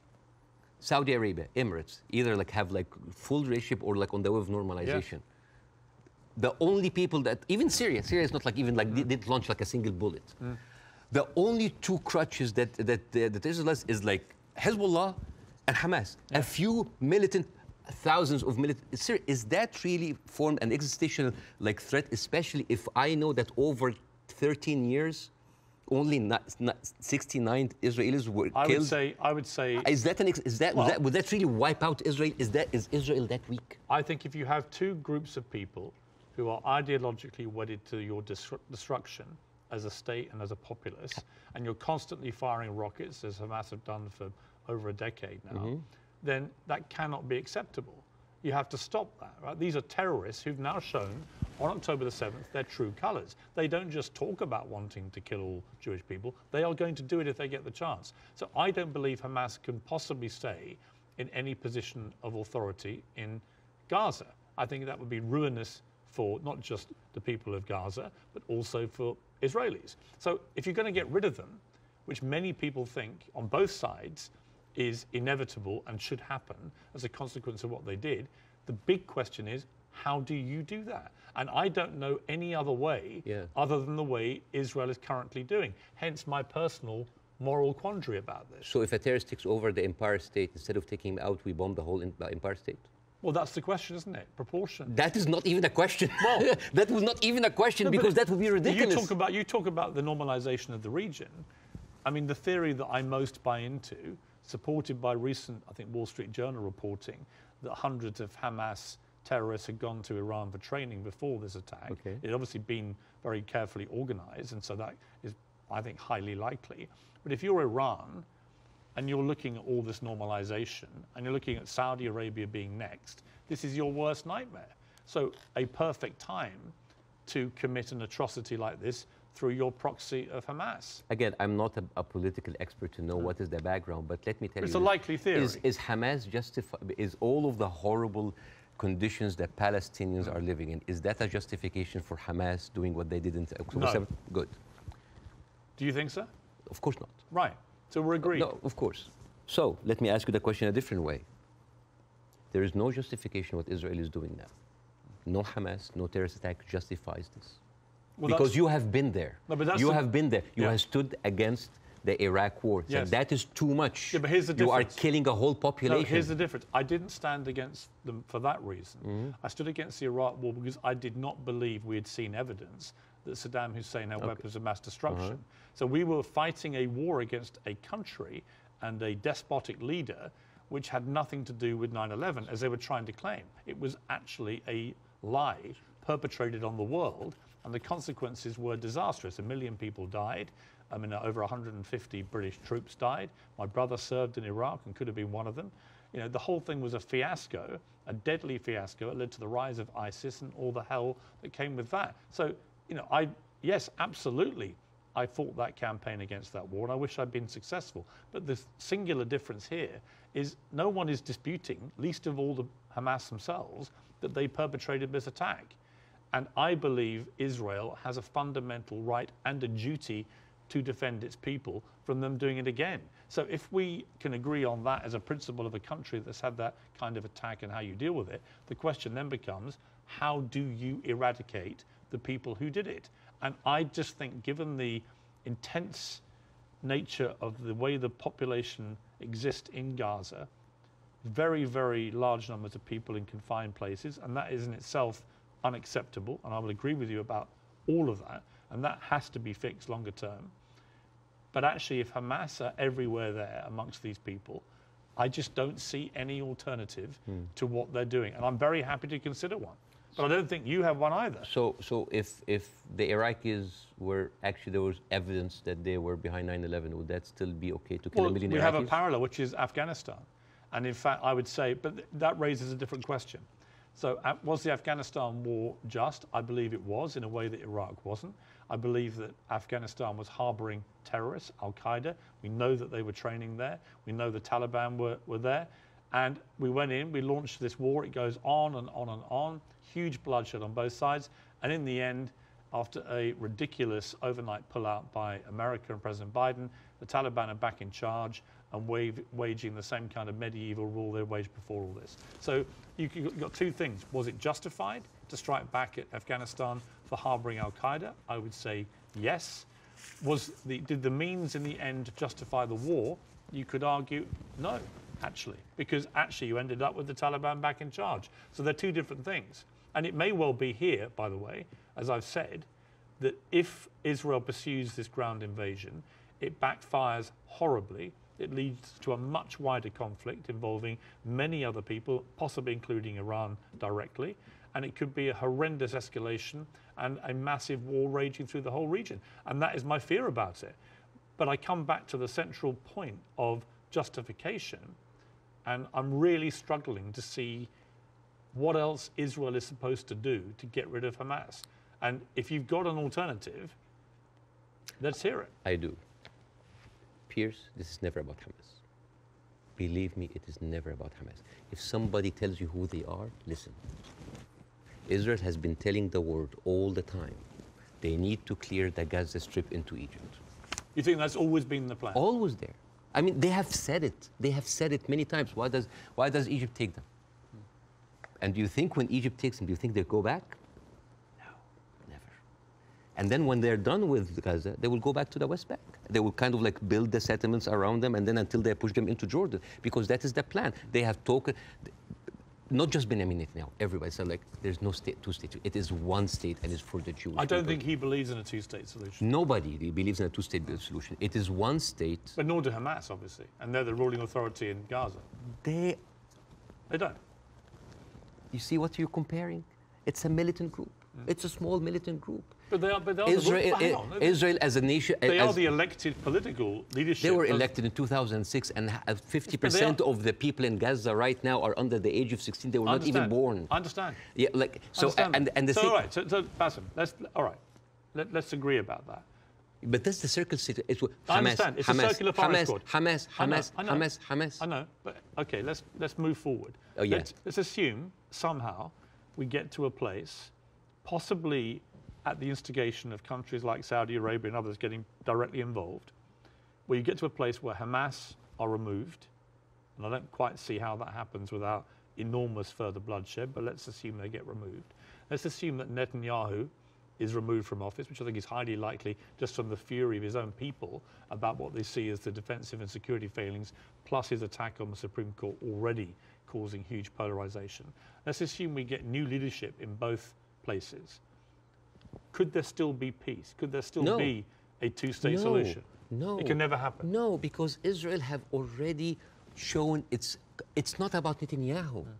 It is the policy of Israel not to give the Palestinians their seat. It has always been there. But what if you find leadership that understands? You will not. But why are you so... You will not. Why do you not think so? Because Israel has been... But they would say the same about the other side.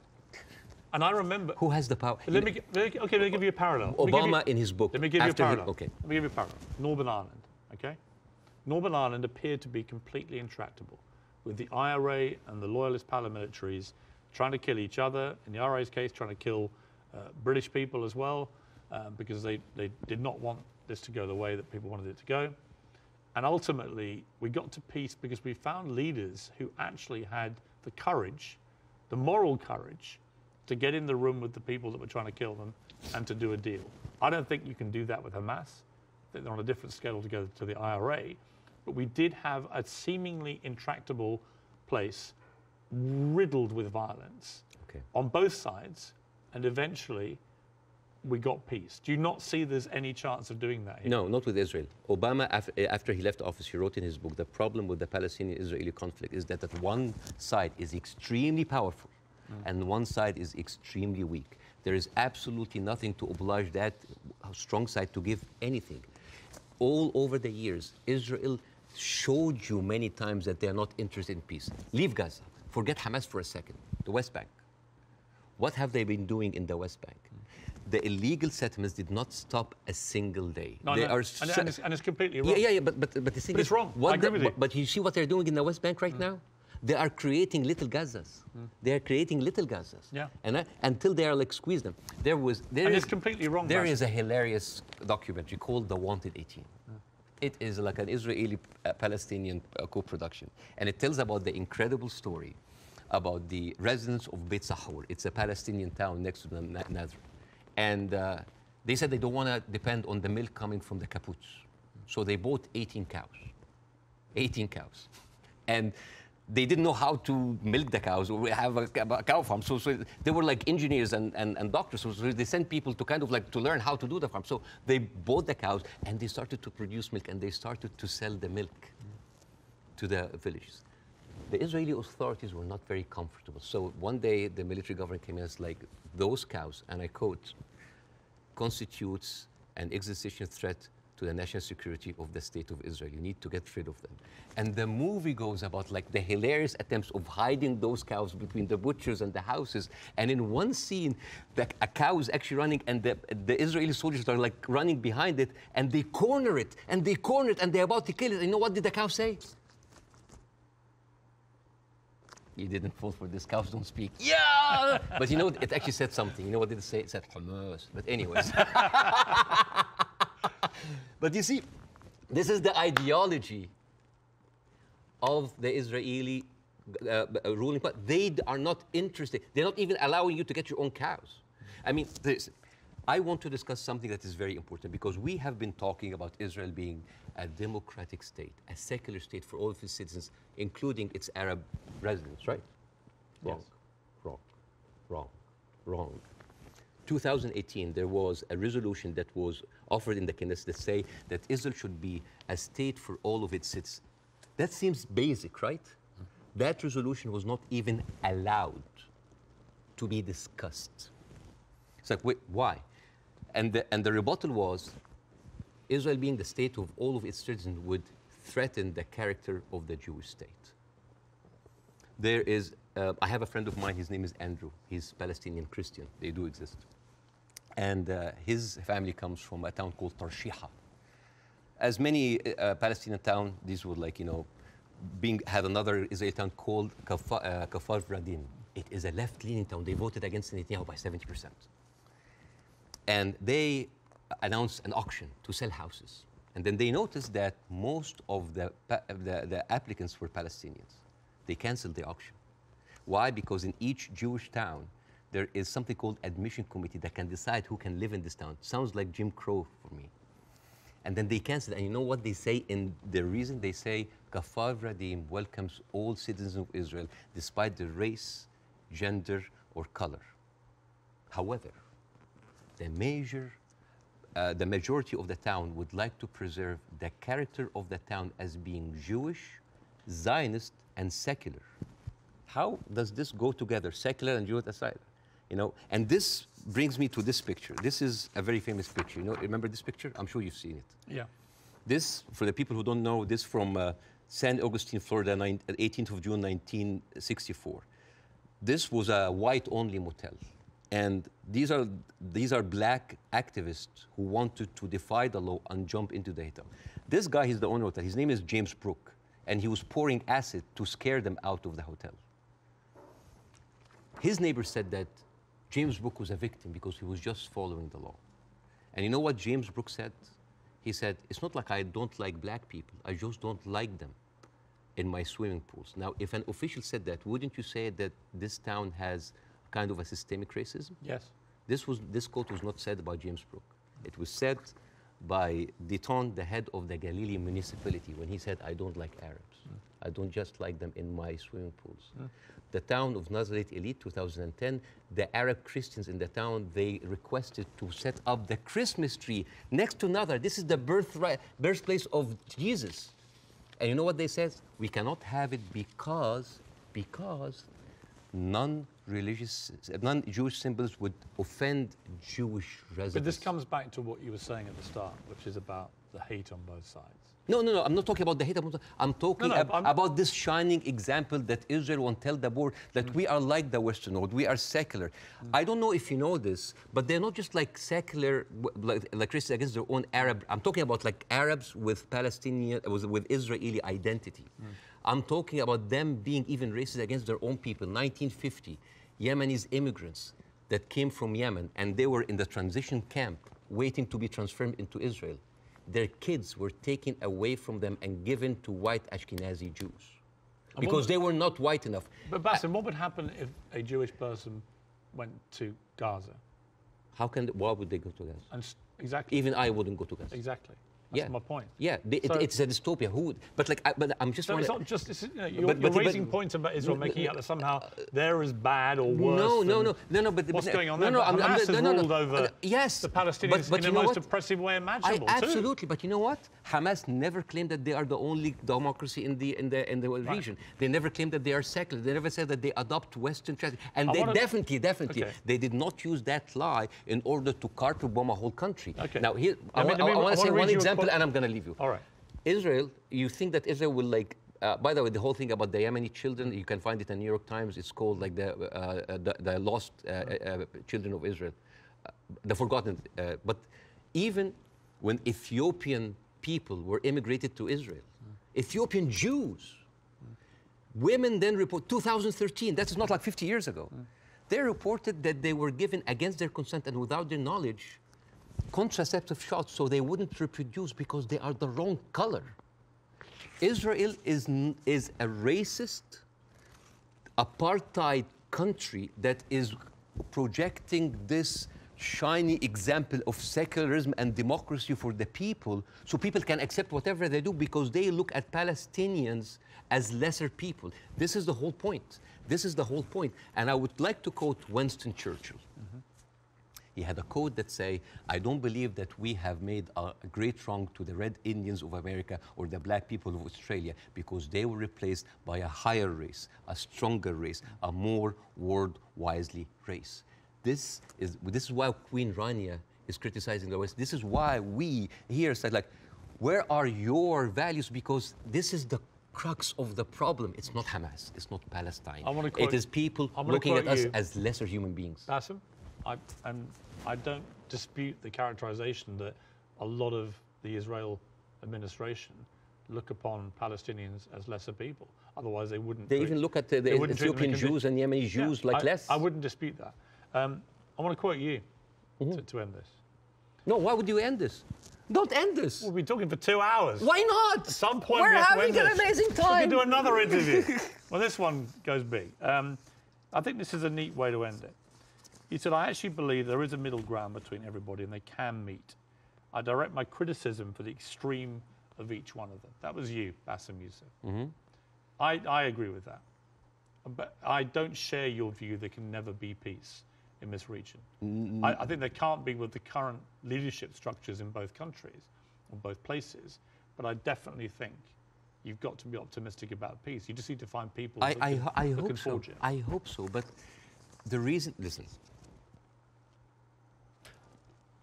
I refused to come on your show when your producer first called me for the first interview because I was scared. I was afraid. For me, that was a career suicide. Because I'm talking. This is even important because you are someone who's always talked about like against cancel culture, about like speaking your mind out, speaking your mind out. I left Egypt and I came to America, the land of the free, the home of the brave. But I didn't know that there was a fine print said that you cannot speak about Israel. I have issue with that. Israel is a foreign country. They're allies. Good. But you can speak about Israel. How many people lost their jobs? Even Bella Hadid. Bella Hadid, by the way, She hasn't lost her job. No, but she's talked about death threats. She's talking about like being silenced. Sure. By the way, Bella Hadid she's Palestinian. And you know who else?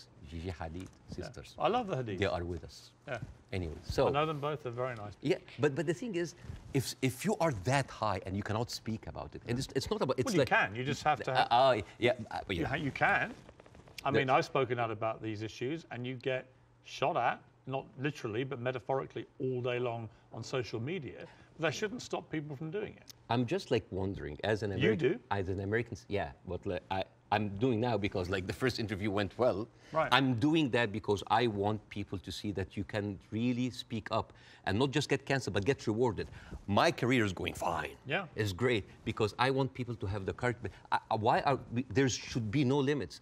I'm kind of like so confused as an American citizen why every American presidential candidate have to go and kiss the hand and bend the knees to AIPAC. This is a lobby that works for a foreign country interest. Why don't we have like a lobby for Saudi Arabia? It is they're giving us more money. You know the great thing? You can say that here. Yes. You couldn't say it in Egypt. That's why you're living here. Yes, but again, a lot of people feel the burn, the heat whenever they come down. But if I was an American, I'd be going, oh, all right, Bassem, all right, we'll take the criticism because you can do that in this country. And I'm happy. When you criticize the government in your own country, yeah, they drove you out. Yes, and that's why I came to America, to play the white man's game, to actually to pass this acquired white privilege to my children. But the problem is just a country of white people. But here's the problem. And the white man's game, the game in America is not a white man's game. It's a game that actually has a democracy and believes in freedom of speech. But there are dog whistles everywhere. You're not going to be put in jail for this interview. Or I can lose my career and I can lose jobs, and you know that. You could in Egypt, you could. No, here you can't. In Egypt, they arrested you. Here you can't. And they threatened you, and you would have probably ended up in prison or dead. Here, a lot of people lost their jobs because they spoke up. It depends what they say. Of course, but again, if you're Kanye West and you spew anti-Semitic garbage, I'm not. You're going to lose. I will never adopt that kind of point of view. But the thing is, there is dog whistles everywhere. As I told you at the beginning, you cannot just say it's like anti-Semites. Like, I mean, now, how come that the Palestinian flag is outlawed? By the way, it's outlawed in Israel. If you raise the Palestinian, you go to jail. And now they're saying like the Palestinian flag is a pro-Hamas. No, it's not a pro-Hamas. You know, I was doing a comedy show in Arizona, and a guy was like wearing like a kufaya, like a scarf, and I took it, and I'm not like in hyperbole and like wearing symbols, but I just took it because like, why are we gonna outlaw colors and flags? That is absurd. That is not right. I agree. I don't think you should, but you should certainly outlaw Hamas. They're already outlawed. I mean, I'm not supporting them. They're a terror group. Okay. But the people with the power, the people who supposedly have the... And you should, by the way, I will say this, you should be able to criticize the Israeli government without being accused of being anti-Semitic. But I have in this interview repeatedly, and I'm not anti-Semitic. I just have a problem with all of what the Israeli government's been doing. And I have a problem with how any criticism to Israel by some circles here are considered anti-Semite. This is not fair. But a lot of the people doing it are actually anti-Semitic. Yes, but also a lot of Zionists are against Israel, that they hate the Jews. You know, we've discussed that. I want to end on a happy. But before that, I want to just like say 2 words about the media, which is, please. Sure. Mr. Zomlot, the Palestinian ambassador that you have, this guy lost 6 members of his family in an Israeli strike. And when he went on like some British news thing, he sat down and the lady told him, it's like, we are very sorry for your personal fun. I'm sure you don't condemn the killing of Israeli civilians. What? In the same moment. There's another girl like called Yara Eid. She was like on Sky News. And the girl was like crying, like, I lost 30 members of my family, 17 of them are children, I lost my best friend. And then, what did you think would happen forget about empathy. I think a lot of people... What about manners? Well, I think you have to start, I've said this repeatedly, you have to start from a place of humanity. You have to look at what happened on October the 7th and feel utterly outraged and disgusted for the loss of human life. Yeah. And you also have to feel that for what's happening in Gaza to innocent people. But and if you can't feel both for both sets of people, both sets of innocent people being killed, if you can't feel a sense of despair and horror over their deaths, you don't have any humanity. Believe me, Piers, it's not really about that. There's a deep sentiment in the Middle East, in Arabs, that the West do not look at us as equals. Well, you know what? So what I did, I went to the machines. Yeah. And I asked ChatGPT simple questions. Do Israelis deserve to be free? And you know what they tell me? Yes, Israelis deserve the right like any other people. And then I asked the same question, do Palestinians deserve to be free? And you know what they tell me?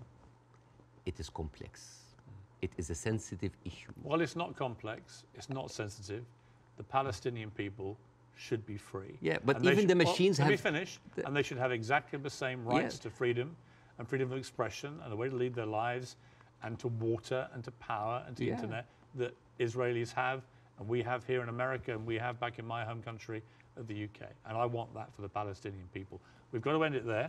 Okay. Mainly because I've worked up a hell of a hunger in 2 hours of interview, and you have brought your wife's cooking. So tell me again how I do this. Okay, so basically... Take a piece of this, you put it in the olive oil. Yes. Which is from the West Bank. Yeah, from the West Bank. And then a little bit of this. Yes. Like that? Yes, yes. This is like amazing oil coming from the olive tree. This has come from the West Bank. Since 1967, Israel have actually uprooted 800,000 olive trees, just to... That is absolutely delicious. I know. Please thank your wife for me. Thank you. Wish her all the best and her family, particularly those who are obviously in Gaza. It's been great to see you. Thank you so much. In America. Let's do it again. Let's do it again. Let's keep talking. Yes. I honestly think the way through this is people keep talking. Yes. Good to see you. Thank you so much.